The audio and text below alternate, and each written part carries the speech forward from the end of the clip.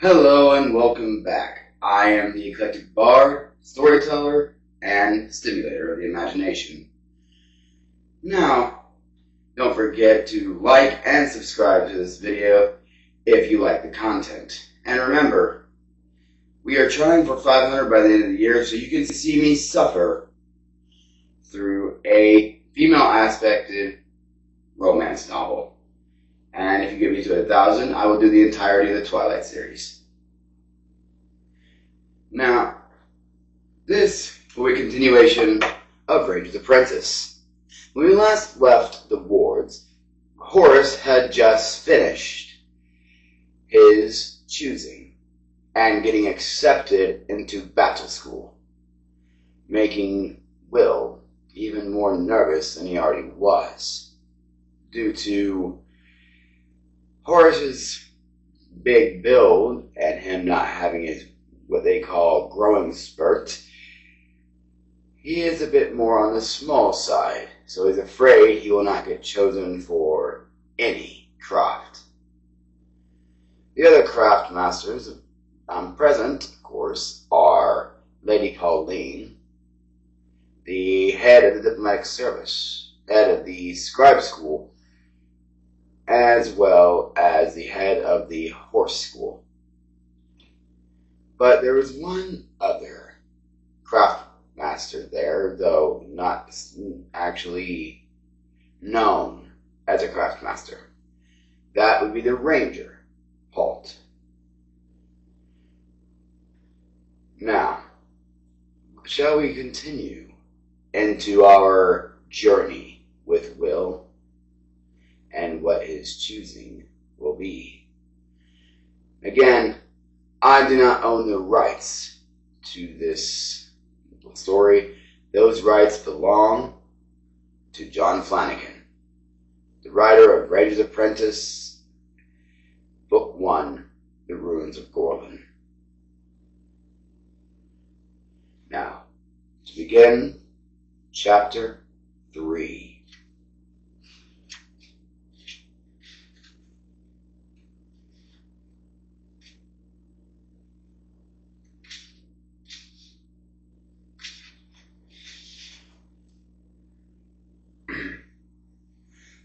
Who's next, then?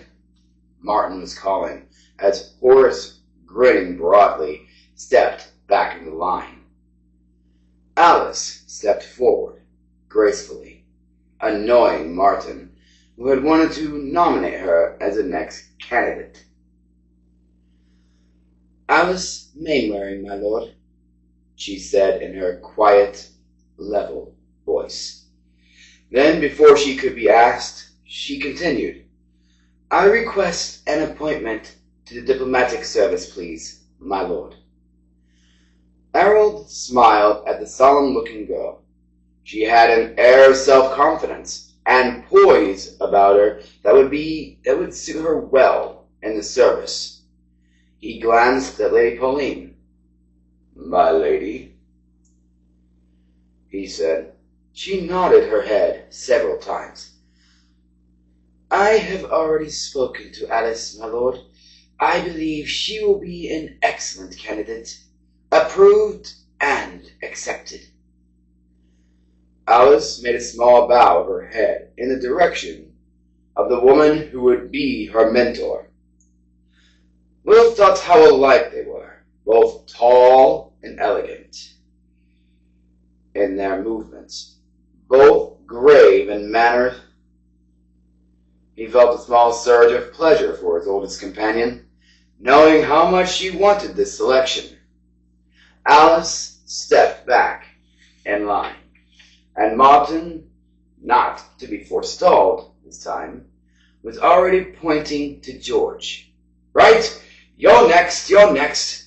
Address the Baron.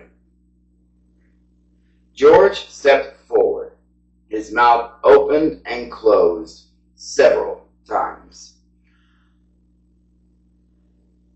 Nothing came out. The other wards watched in surprise.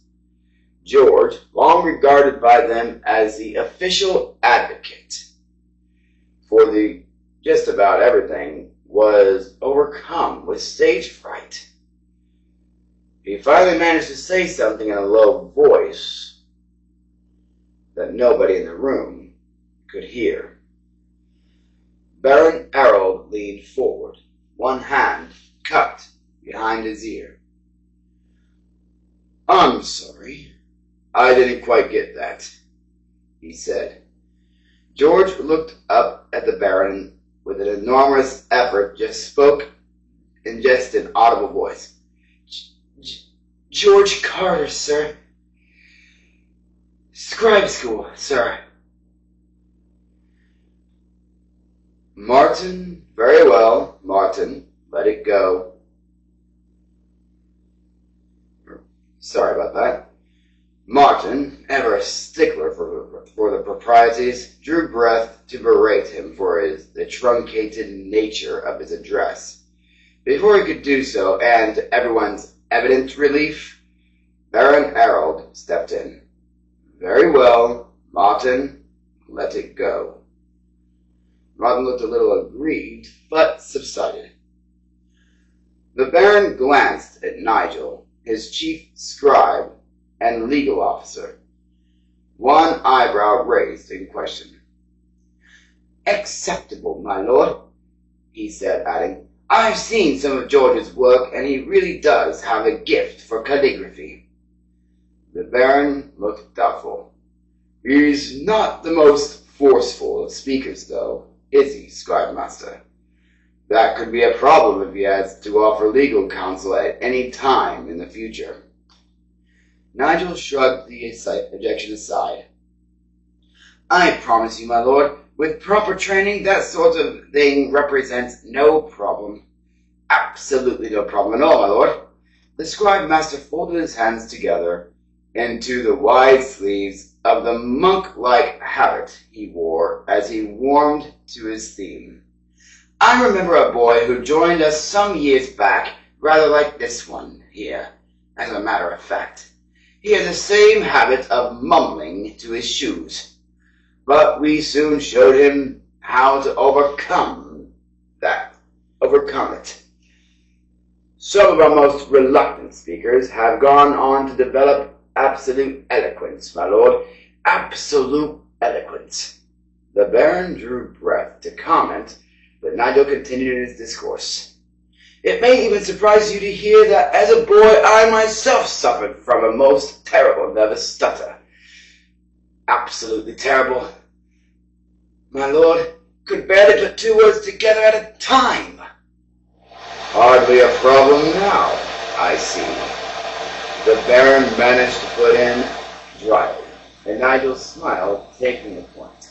He bowed to the Baron. "Exactly, my lord.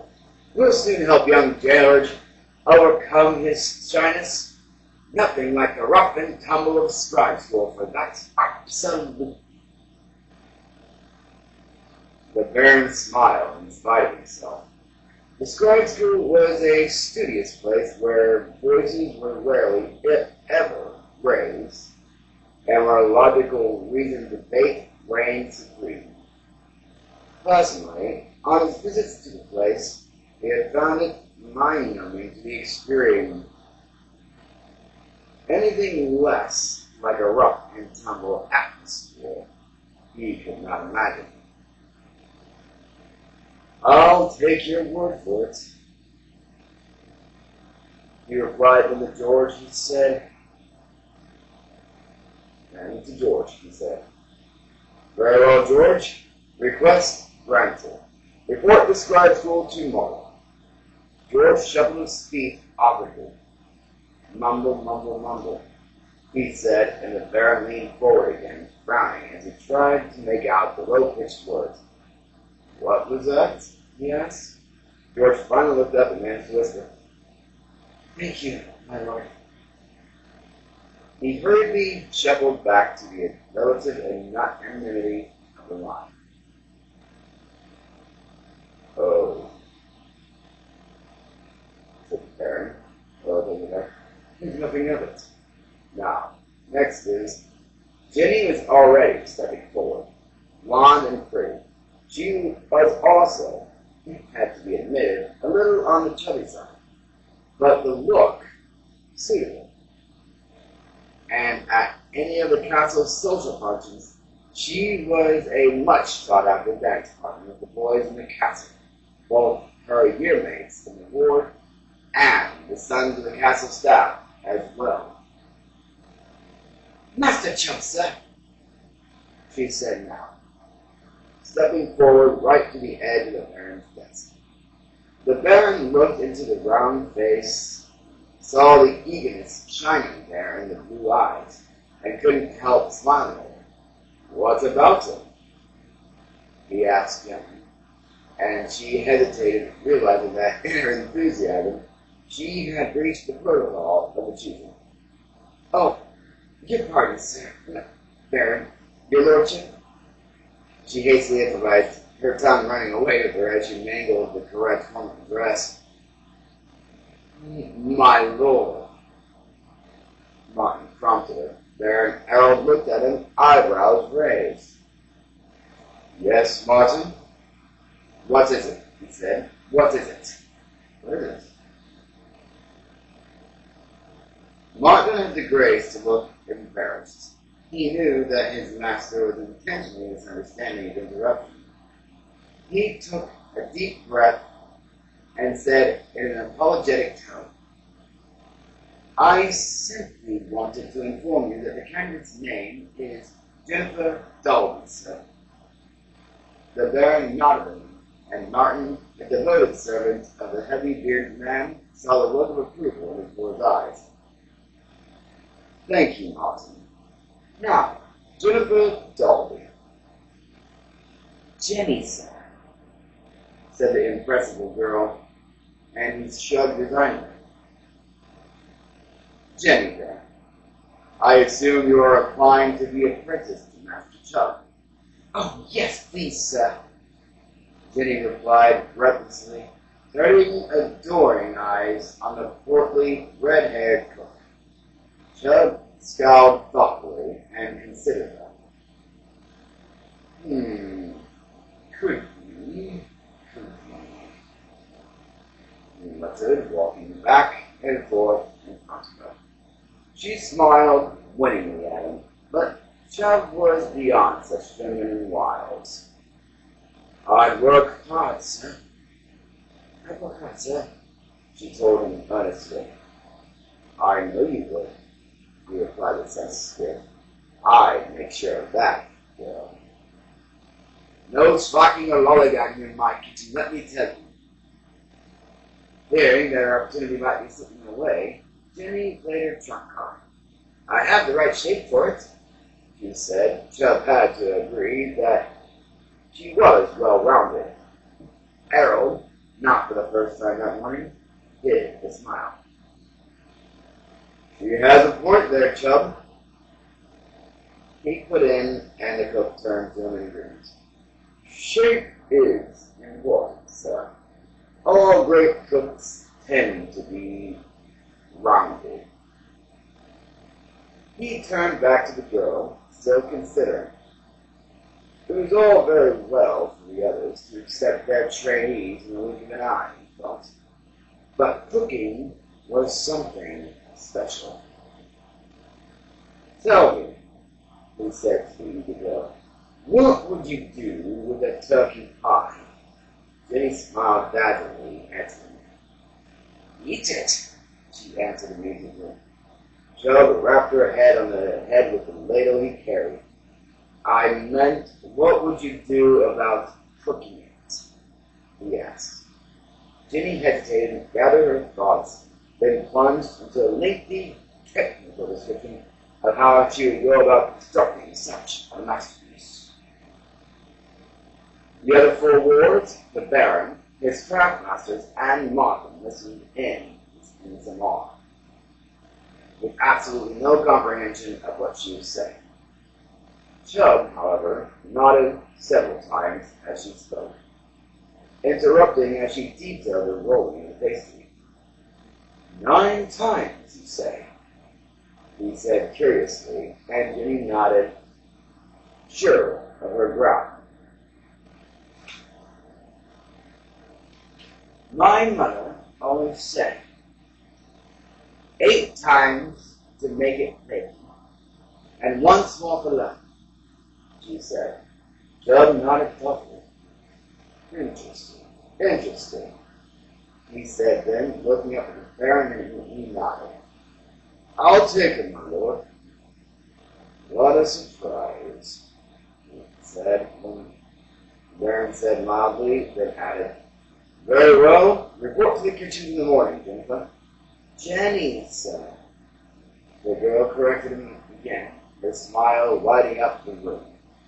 Baron Harold smiled. He glanced at the small group before him, and that leaves us with just one more candidate. He glanced at his list, then looked up to meet Will's agonized gaze, gesturing encouragement. Will stepped forward, nervousness, suddenly drying his throat, so that his voice came out in barely a whisper. Will, sir, my name is Will. Let's pause.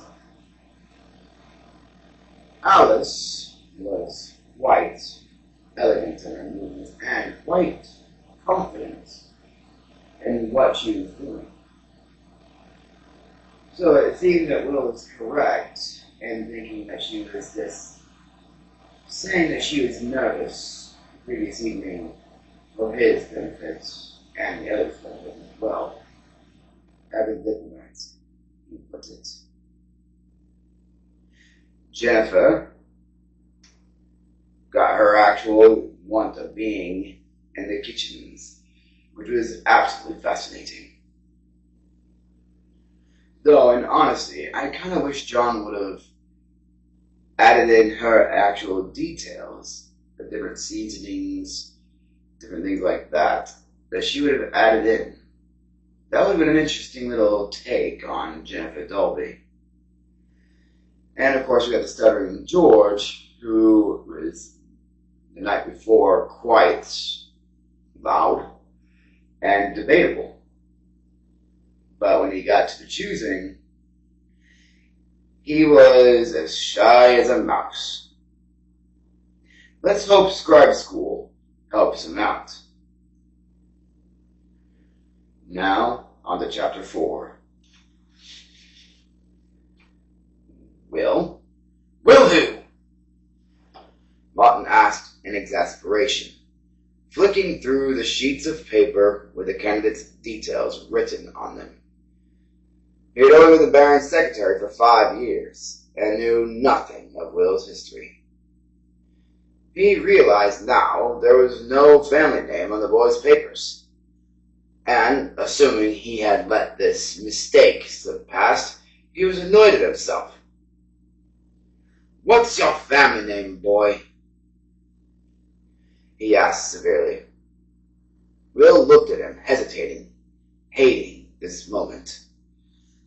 I don't have...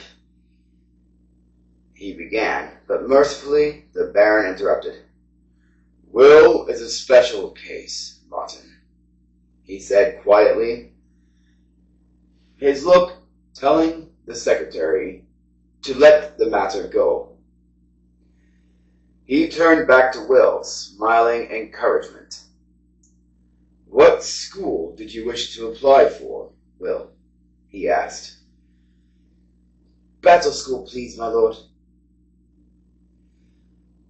Will replied, trying to sound confident in his voice. The Baron allowed a frown to crease his forehead, and Will felt his hopes sinking. Battle school, Will? You don't think you're a little on the small side? The Baron asked gently. Will bit his lip. He had all but convinced himself that if he wanted this badly enough, and if he believed in himself strongly enough, he would be accepted, in spite of his obvious shortcomings. I haven't had my growing spurts yet, sir, he said desperately. Everybody says that. The Baron rubbed his bearded chin with his thumb and forefinger as he continued, or considered the boy before him. He glanced to his battlemaster. Rodney, he said, The tall knight stepped forward, studied Will for a moment or two, then slowly shook his head. "I'm afraid he's too small, my lord," he said. Will felt a cold hand clutch his heart. "I'm stronger than I look, sir," he said, but the battlemaster was unswayed by the plea. He glanced at the Baron, obviously not enjoying the situation, and shook his head. "Any second choice, Will?" the Baron asked. His voice was gentle, even concerned. Will hesitated for a long moment. He never considered any other selection. "Horse school, my lord? What school, lad?" "Horse school trained and cared for the mighty battle horses that the castle's knights rode." It was at least a link to battle school, Will thought, but Ulf the horsemaster was shaking his head already, even before the Baron asked his opinion. "I need apprentices, my lord," he said, "but this one's too small. He'd never control one of my battle horses. They'd stomp him into the ground as soon as look at him." Will could only see the Baron through watery blur now. He fought desperately to keep the tears from sliding down his cheeks. That would be the ultimate humiliation, to be rejected from battle school, than to break down and cry like a baby in front of the Baron and all the craftmasters and its wardmates. "What skills do you have?" the Baron was asking him. Will racked his brain. He wasn't good at lessons and languages as Alice was. He couldn't form neat, perfect letters the way George did, nor did he have Jenny's interest in cooking. And he certainly didn't have Horace's muscles and strength. "I'm a good climber, sir," he said finally, seeing that the Baron was waiting for him to say something. It was a mistake, he realized instantly. Chubb, the cook, glared at him angrily. "He can climb all right. I remember when he climbed up a drain pipe into my kitchen and stole a tray of sweet cakes that were cooling on the windowsill." Will's jaw dropped with the unfairness of it all. That had been 2 years ago. He was a child then, and it was a mere childish prank, he wanted to say. But now the scribe master was talking too. "And just this last spring, he climbed up to our third-floor study and turned 2 rabbits loose during one of our legal debates. Most disruptive, absolutely." "Rabbits, you say, scribe master?" said the Baron, and Nigel nodded emphatically. "A male and female rabbit, my lord, if you take my meaning," he replied. "Most disruptive indeed." Unseen by Will, the very serious Lady Pauline put one elegant hand in front of her mouth. She might have been concealing a yawn, but when she removed this hand, the corners of her mouth were slightly up-tilted still. "Well, yes," said the Baron. "We all know how rabbits are." "And as I said, my lord, it was spring," Nigel went on, in case the Baron had missed the point. Lady Pauline gave vent to an unladylike cough. The Baron looked in her direction in some surprise. "I think we get the picture, scribe master."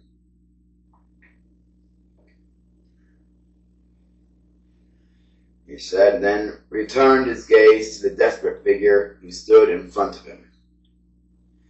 Will kept his chin up and stared straight ahead. The Baron felt for the young lad in that moment. He could see the tears welling up in those lively brown eyes. held back only by an infinite determination. Willpower, he thought abstractedly, recognizing the play on the boy's name. He didn't enjoy putting the boy through all this, but it had to be done. He sighed inwardly. "Is there any one of you who could use this boy?" he said. Despite himself, Will allowed his head to turn and gaze pleadingly in the line of craftmasters, praying that one of them would relent and accept him. One by one, silently they shook their heads. Surprisingly, it was the ranger who broke the awful silence in the room.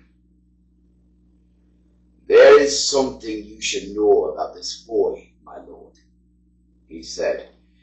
Will never heard a Halt speak before. His voice was deep and soft-spoken, with the slightest burr of a Hibernian accent still noticeable. He stepped forward and handed a baron a sheet of paper, folded double. Harold unfolded it, studied the words written there, and frowned. "You're sure of this, Halt?" he said. "Indeed, my lord." The baron carefully refolded the paper and placed it on his desk. He drummed his finger thoughtfully on the desktop and then said, "I'll have to think on this overnight." Halt nodded and stepped back, seeming to fade into the background as he did so. Will stared anxiously at him, wondering what information the mysterious figure had passed on to the baron. Like most people, Will had grown up believing that rangers were people who were best avoided. They were a secretive, arcane group, shrouded in mystery and uncertainty, and that uncertainty led to fear. Will didn't like the thought that Halt knew something about him, something that he felt was important enough to bring to the Baron's attention today of all days.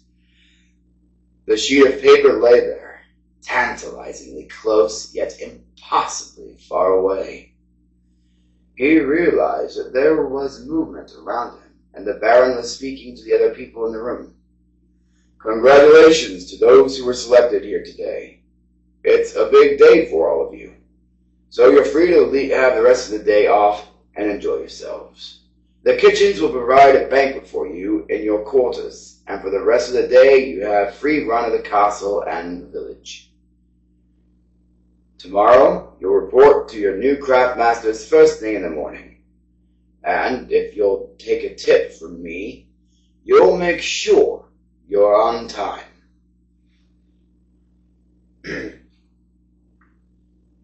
He smiled at the other four, then addressed Will with a hint of sympathy in his voice. "Will, I'll let you know tomorrow what I've decided about you." He turned to Martin and gestured for him to show the new apprentices out. "Thank you, everyone," he said, and left the room through the door behind his desk. The craftmasters followed his lead, then Martin ushered the former wards to the door. They chatted together excitedly, relieved and delighted that they had been selected with the craftmasters of their choice. Will hung back behind the others, hesitating as he passed the desk where the sheet of paper still lay. He stared at it for a moment, as if somehow he could see through the words written on the reverse side. Then he felt the same sensation that he had felt earlier, that someone was watching him. He looked up and found himself staring into the dark eyes of the ranger, who remained behind the Baron's high-backed chair, almost invisible in that strange cloak of his. Will shuddered in a sudden frisson of fear and hurried out of the room. We'll end there for today. So, what is it that the Ranger Halt knows about Will? And why did he bring it up during the choosing? Those thoughts pass through Will's mind fearfully because choosing was such an important day, and if Hulk knew something about him, why not do it before the choosing? Why wait until that day? What had he told the Baron? What was on that note? Will the note tempt Will into taking action to see it? You've seen the temptation in his eyes as he walked past the desk. Will he be tempted to go into the office again and take a look at the actual note at home? If you like the content, please like, please subscribe, and get me to 500 by the end of the year, and you'll see me suffer when it's not. Thank you, and have a good day. This has been the Apprentice.